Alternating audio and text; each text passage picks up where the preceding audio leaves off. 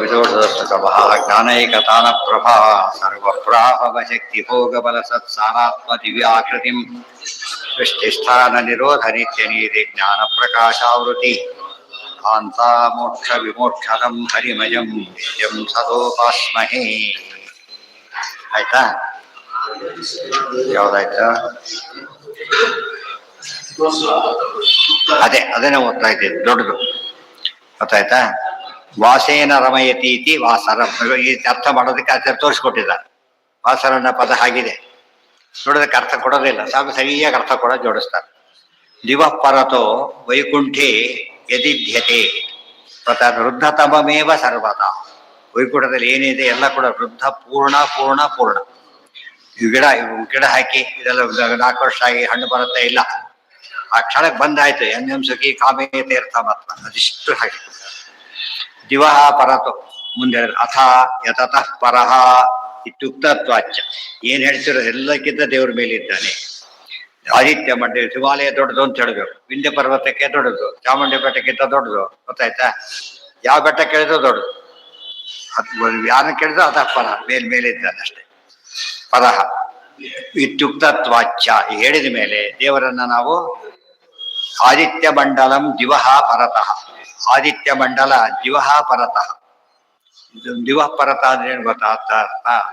ಆಕಾಶದಲ್ಲಿ ಸೂರ್ಯ ಇರೋದು, ಸುಮ್ಮನೆ ಓದ್ಕೊಂಡು ಸೂರ್ಯನ ಮೇಲಿದ್ದಾನೆ ಅಂತ ಆಗ್ಬಿಡ, ಹಾಗಲ್ಲ.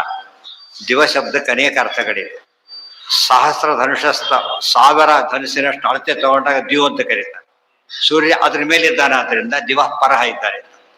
ದಿವಃ ಪರಹ ಇಲ್ಲವ್ರು ದಿವಃ ಪರ ಆಗೋದಿಲ್ಲ, ಅದ್ರೊಳಗೆ ಇದ್ದಾನೆ ಅಂತ. ಇಲ್ಲಿ ಮೇಲಿದ್ದಾನೆ ಇವ ದೇವರು, ಅದ್ರ ಮೇಲಿದ್ದಾನೆ. ಮತ್ತೆ ಸವಿತೃಮಂಡಲ ಮಧ್ಯವರ್ತಿ ಆದ್ರಿಂದ ಇನ್ನೂ ಮೇಲಿದ್ದಾನೆ. ದಿವ ಪರತಃ ಉತ್ತರಂ ಜ್ಯೋತಿ ಪಶ್ಯಂತಹ ಸ್ವರ ಆನಂದ ರೂಪಂ ಪರಿಪಶ್ಯಂತೋ ವಯಂ ತಮಸಃ ಉದಗನ್ಮ. ಉತ್ತರಂ ಜ್ಯೋತಿ ಅಂದ್ರೆ ಉತ್ಕೃಷ್ಟತರ, ಉತ್ಕೃಷ್ಟವಾದ ಸೂರ್ಯ ಉತ್ಕೃಷ್ಟ ತರ ಅಲ್ಲ, ಸ್ವಂತ ಬೆಳಕಲ್ಲ, ದೇವ್ರು ಕೊಡ್ಬೇಕಲ್ಲ. ಉತ್ತರವಾದ ಜ್ಯೋತಿ ಅಂದ್ರೆ ಯಾರು? ಶ್ರೇಷ್ಠವಾದ ಜ್ಯೋತಿ ಅಂದ್ರೆ ಪರಮಾತ್ಮನೇ. ಅದೆಲ್ಲಿದ್ದಾನೆ? ಸದಾನಂದ ರೂಪಂ ಪರಿಪಶ್ಯಂತೋ ತಮಸ ಉದಗನ್ಮ. ಆತನ ನೋಡಿಬಿಟ್ರೆ ಏನಾಗುತ್ತಾಗ ಸ್ವರಾನಂದ ರೂಪಂ, ಸ್ವರೂಪಭೂತವಾದ ಆನಂದ ರೂಪನಾಗಿದ್ದಾನೆ ಪರಮಾತ್ಮ. ಆತನನ್ನು ಕಂಡಾಗ ಪರಿಪಶ್ಯಂತೋ ಎಂ ತಮಸ ಉದಗನ್ಮ. ಆತನ ಕಂಡ್ರೆ ನಾವು ಕತ್ಲೆ ದಾಟಿ ಬಿಡ್ತೇವೆ, ಸೂರ್ಯನ ಕಂಡ್ರೆ ದಾಟೋದಿಲ್ಲ. ಇಲ್ಲಿ ಬಂದಿದೆ ಆ ಮಾತು. ಸೂರ್ಯನ ಕಂಡ್ರೆ ಎಲ್ಲ ತಮಸ್ಸು ಹೋಗೋದಿಲ್ಲ. ಯಾವ ತಮಸ್ಸು ಹೋಗುತ್ತೆ? ಹೊರಗಿನ ಕತ್ಲೆ ಹೋಗುತ್ತೆ, ಒಳಗಿನ ಕತ್ಲೆ ಹೋಗೋದಿಲ್ಲ. ಕಪಿತ್ರಿಲೋಕ್ಯ ಭೈರಲ್ಲ ಸತ್ಯ, 3ನೇ ಶ್ಲೋಕನೇ ಗೊತ್ತಾಯ್ತಾ? ಮಧ್ವಸ್ಯ ಕೀರ್ತಿ ದಿನನಾಥ ದೀಪ್ತಿ. ದಿನನಾಥ ಅಂದ್ರೆ ಸೂರ್ಯ, ಸೂರ್ಯನ ಬೆಳಕನ್ನ ಆಚಾರ್ಯ ಕೀರ್ತಿ ದಾಟಿದೆ ಅಂದ್ರೆ ನೀವು ಪ್ರಾಬ್ಲಮ್ ಸಾಲ್ವ್, ಬಿಸಿಲು ಅದೇ ಒಂದು ಪ್ರಾಬ್ಲಮ್ ಆಗುತ್ತೆ, ಹೊಸ ಪ್ರಾಬ್ಲಮ್ ಆಗುತ್ತೆ ಅಷ್ಟೇ. ಆದರೆ ಎಂತ ಕತ್ಲಲ್ಲಿ ಕೂಡ ಗಾಢಾಂಧಕಾರ, ಮಧ್ಯರಾತ್ರಿ ಯಾವುದೋ ಒಂದು ವಿಷಯ ಹೊಡಿತು, ಒಳ್ಳೆ ಬೆಳಕಾಗ ಹಬ್ಬ ಸಾಲ್ವ್ ಆಯ್ತು. ಅದು ಆ ಬೆಳಕು ಕೊಡ್ಬೇಕು. ಅಜ್ಞಾನ ಸಮಸ್ಯೆ ಅದು ಪರಿಹಾರ ಮಾಡೋ ಬೆಳಕು ಯಾರಲ್ಲಿದೆ? ಈ ಸೂರ್ಯನಿಗಿಲ್ಲ. ಬಾಹ್ಯ ತಮಸ್ಸನ ಕಡೆ ತಾನೇ ಹೊರತು ಅಂತರಂ ತಮಃ ವಿಜ್ಞಾನ ರೋಚಿ ಪರಿಪೂರಿತ ಅಂತರ್ಬಾಹ್ಯಾಂಡ ಕೋಶಂ ಹರಿತೋಪಲಾಭಂ. ಪರಮಾತ್ಮ ಹೇಗಿದ್ದಾನೆ? ವೇದವ್ಯಾಸ ರೂಪದ ವರ್ಣನೆ ಇರುವಂತ ವಿಜ್ಞಾನ ರೋಚಿ ಪರಿಪೂರಿತಾಂತರ್ ಬಾಹ್ಯಾಂಡ ಕೋಶಂ ಹರಿತೋಪಲಾಭ.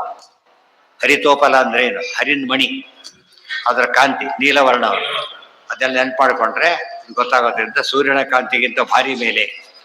ಅಂದ್ರೆ ನಿಜವಾದ ಕತ್ತಲೆಯನ್ನು ದಾಟೋದು ಯಾವಾಗ ನಾವು? ಈಗ ಸೂರ್ಯನಿಂದ ಎಲ್ಲ ಕೆಲಸ ಆಗೋದ್ರೆ ಯಾವ ಜ್ಞಾನವೂ ಬೇಕಿದ್ದಿಲ್ಲ.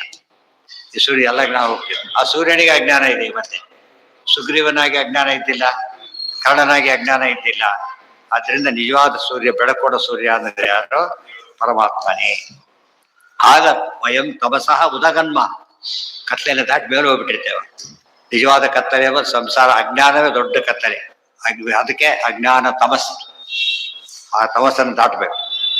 ಉತ್ತರಂ ಜ್ಯೋತಿ ಸ್ವಪಶ್ಯಂತಹ ತದೇವ ಉತ್ತರಂ ಸ್ವಶ್ಚ ಪಶ್ಯಂತಹ. ಉತ್ತರವಾದ ಲೋಕ ಅಂದ್ರೆ ಆ ಲೋಕ, ಈ ಸ್ವರ್ಗ ಅಲ್ಲ, ಆ ಸ್ವರ್ಗ.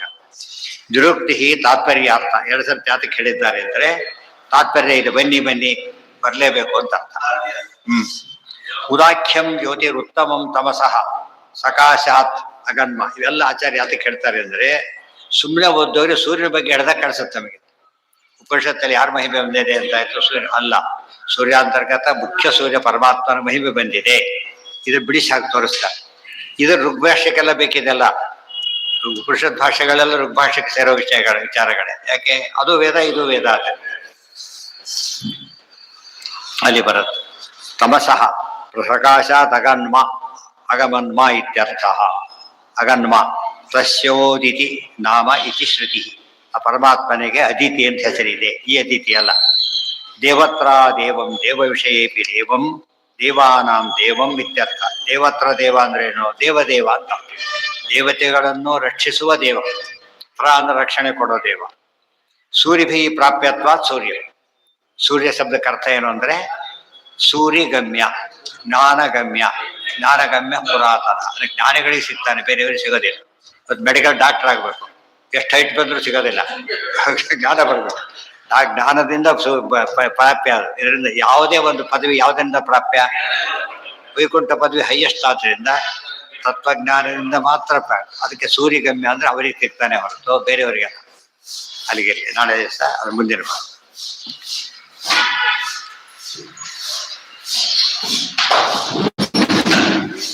ಸರ್ವೇಂದ್ರಿಯ ಪ್ರೇರಕೇಣ ಶ್ರೀ ಪ್ರಾಣಪತಿನೇರಿತಃ ಯದವೋ ಶಮಹಂ ತೇನ